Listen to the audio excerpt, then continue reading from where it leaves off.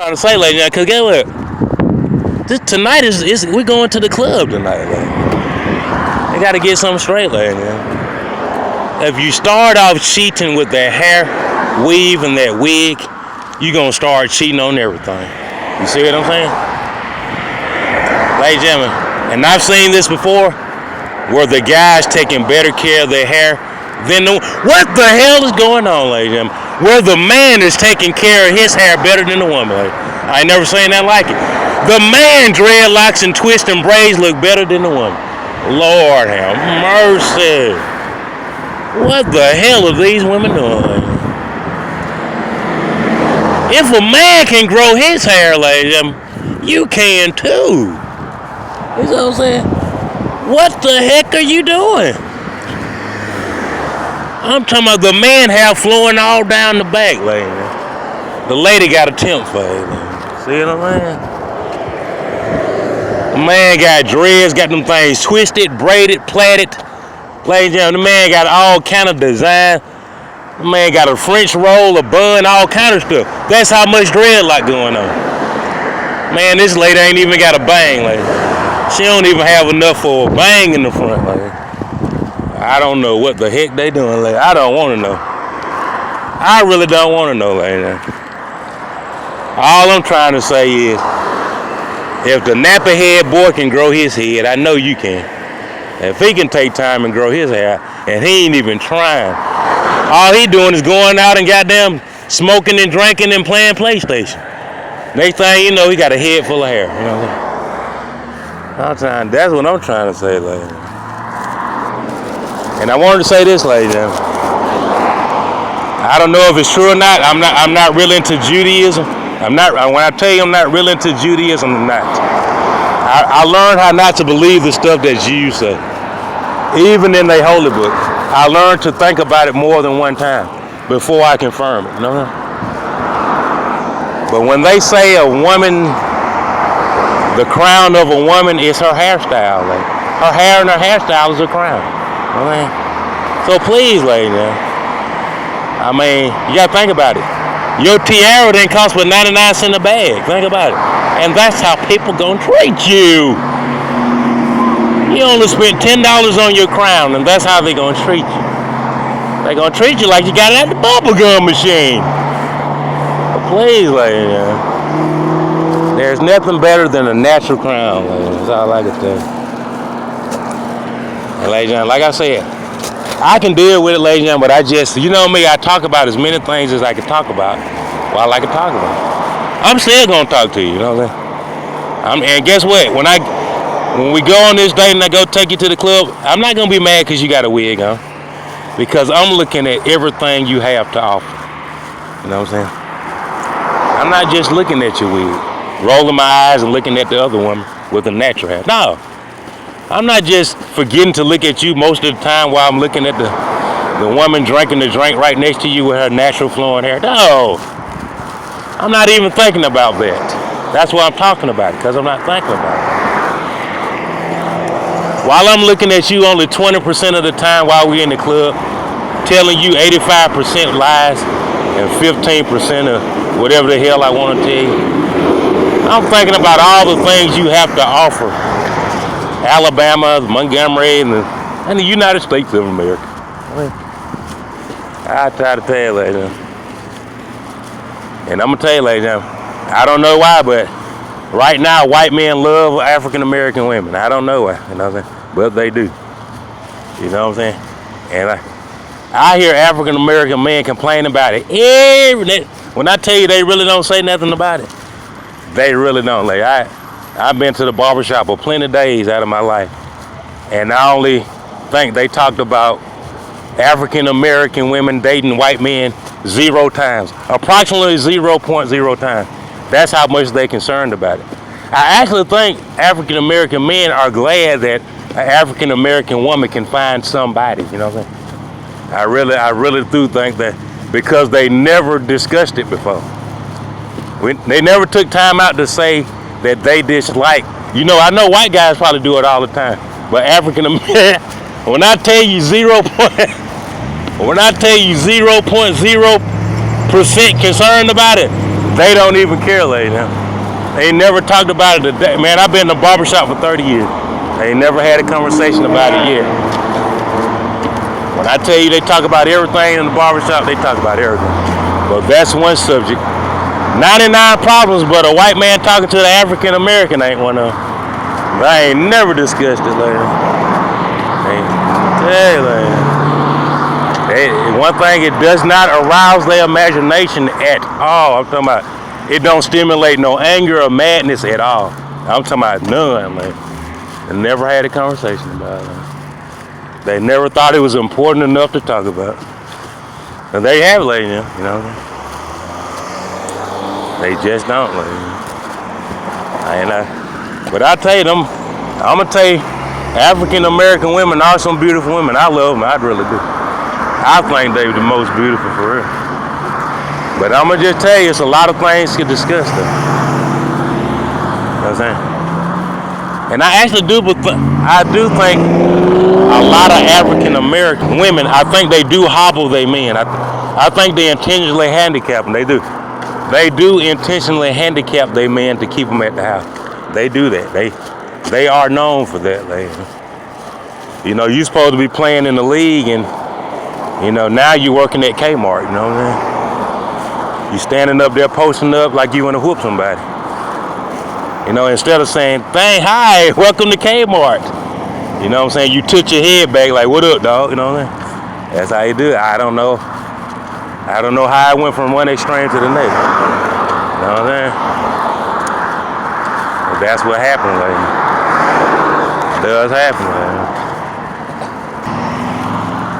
Nevertheless, lady, and I know white people saying, the hell are they gonna do with all these women that's available? Because it's plenty. It's more than anybody can really do anything about. It's way more women that's available than guys. It really is. You know, and one day white guys got up and said what they gonna do with all these available African American women. You know what I mean? And it's really just it's like fighting a battle that you really can't fight. It's like addressing an issue that you can't address because it's just too many of them, man. It's way too many of them, man. I like to tell you, man. It really is a lot of them, you know. And ladies and gentlemen, and now we're gonna focus on being content and filling up that cubby. You got to keep that cubby. You know, you have to open up and think. You know, I know a lot of people don't think open mind. You have to open your mind up and get ready to catch that football, lady, and hold on to dear life. That's how I go. You open up, you catch that football, and you don't let it go. You got to think of some kind of way to get married to that football. Or whatever ball you like playing with. It's a lot of ways to think about it, ladies. You got to go out there to that jewelry store. You know what I'm saying? You got to pick out that ring that you're going to be wearing. And even if you got to lie to yourself. You're saving up all that money, you got that luxury house and car, and you don't have nobody to share with. Go take your imagination as far as you can. Go pick out your wedding ring and just start writing a book, you know what I'm saying? The day you went and got married, you know what I'm saying? I'm trying to tell you. You gotta be creative with it, lady. And when them people say in the name of Jesus, you know what I'm saying, you gotta start doing that. You have to claim it in the name of Jesus. You gotta take a step so the Lord can take a step, lady. You know what I'm saying? Sometimes you have to teach somebody. You have to teach people the things that they're not aware of, you know what I mean? You know you need a husband, you have to go out there and find you one. And you have to make it convenient for him to get married to, you know what I mean? You're the one that's making the money, you know what I'm saying? You might be cheating, you know what I'm saying? You probably cheated to make the money, but put it to good use, you know what I mean? You done handicapped all the African American men. All of them going to jail or have already been to jail. You know what I'm saying? You taking them from their original baby mama some kind of way. And there's a lot of confusion. Why don't you go out there and save one of them? You know what I mean? Why don't you go out there with all that money you saving up, instead of taking it and spending it on Louis Vuitton and Gucci all the time, go buy a wedding ring for that man that ain't finna buy now. You know? Put him in a better position than he in. Put some clothes on him, put him under the air conditioner, go give him a nice truck or a car. And you give them keys to the house, you know what? Try it out. You got enough money to Ladies and gentlemen, when I tell you these African American women have enough money to test and try it, they do. I'm talking about they can try it 10, 20 times if they want to. That's how much money they spending on baloney, ladies. Them ladies spending $1,000 on a pair of shoes and no dues at the place where they finna go wear them, ladies. You see what I'm saying? $1,000 on a pair of shoes. You don't have a man and you finna go around a group of women? That ain't doing you no good. And you get there and the conversation is, why are you by yourself? Well, shit, you got $1,000 pair of stilettos on and no dudes around. That might have something to do with it. Yeah, like, gotta start getting those priorities together. And if you're gonna claim something in the name of Jesus, take a few steps to help Jesus help you make it happen. Okay, like, you gotta start doing. Ladies and gentlemen, when I tell you, there's a lot of African American women that have a place to live, and they just up there just really doing nothing, you know what I mean? They sitting on money, furniture, nice stuff, you know, and they making it difficult for a man to find and hook up with them because they setting that barrier that far away from them. You know what I'm saying? They separating themselves that far away from the reality that they done put this man in. They done put DHR on him. They done put the police on him. They done put child support court on him. You know what I'm saying? They done put everybody on him. They just said sick him. That's basically what they did. Go sick him. You know what I'm saying? And ladies and gentlemen, at the end of the day, they still say that they don't know why they by themselves, and they don't know why African American men ain't no good. That's what they say. They say that African American men ain't no good. But look how many times you struck that man and set him back. Told him you don't want him to go from the 10th grade to the next grade. You think he can do better than that, even though he passed. You volunteered and told the teacher you want him to stay behind. Ladies and gentlemen, when I seen them do that, ladies and gentlemen, it made me feel like I flunked high school. And I passed. When I seen that, ladies and gentlemen, I'm telling you, one of my classmates' mama came up there and told him she wanted him to do better than the C, and held him back. Ladies and gentlemen, I almost passed out when I seen that one.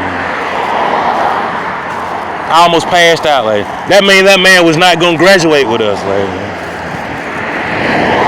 But ladies and gentlemen, when I tell you they do that kind of stuff all the time, in different ways, different forms, and different fashions. They really do.